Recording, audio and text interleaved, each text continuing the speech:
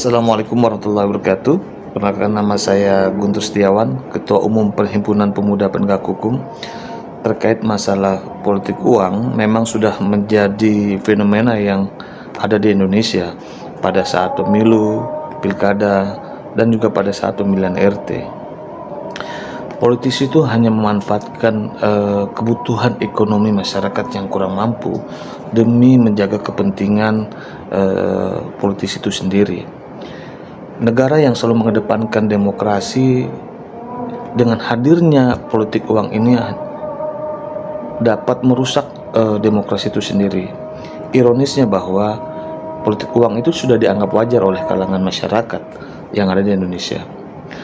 Politik uang yang dilakukan politisi tidak hanya menyasar pada pemilih yang berpotensi memilih mereka, namun juga mereka juga melakukan politik uang pada penyelenggara pemilu, baik itu KPU maupun ke Bawaslu. Meminimalkan terjadinya politik uang, maka perlu ada penegakan hukum yang sangat tegas dari aparat, antara lain kepolisian, kejaksaan, kehakiman, dan Bawaslu terhadap oknum yang melakukan tindak pidana politik uang. Dan perlunya juga ada pendidikan politik pada pemilih agar ada memiliki kesadaran untuk melawan politik uang tersebut. Memang politik itu berbahaya karena berimplikasi pada terjadinya korupsi.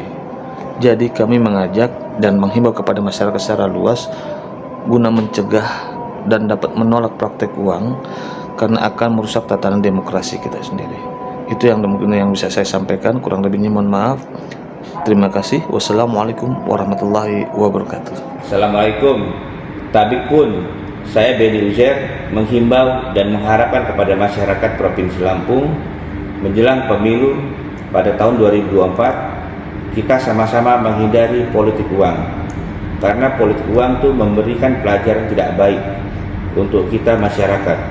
Politik uang itu memilih pemimpin yang dipaksakan, pemimpin yang tidak bisa kita harapkan bekerja untuk masyarakat yang lebih baik. Jadi saya menghimbau dan mengharapkan kepada kita semua, mari kita hindari politik uang, kita kompak bersatu, no politik uang. Terima kasih. Wassalamualaikum warahmatullahi wabarakatuh.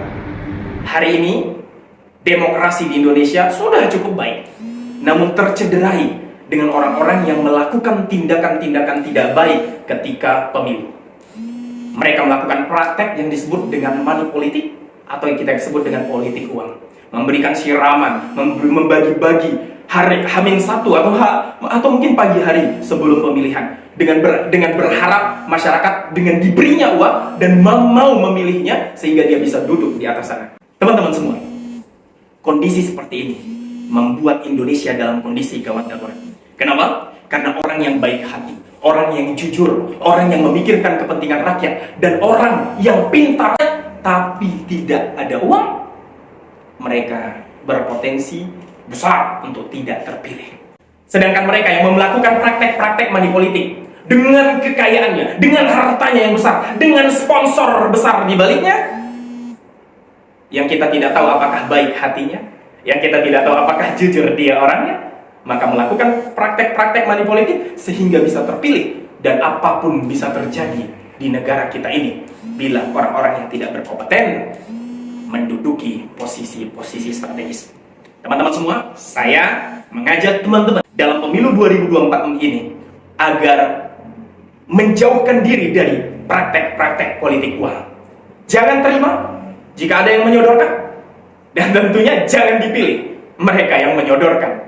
Teman-teman semua, mari kita jalani pemilu ini, mudah-mudahan terpilih orang-orang yang baik, orang-orang yang bertakwa, orang-orang yang memikirkan kepentingan rakyatnya, orang-orang yang jujur, sehingga negara kita bisa menjadi baldatun thayyibatun wa rabbun ghafur. Assalamualaikum warahmatullahi wabarakatuh.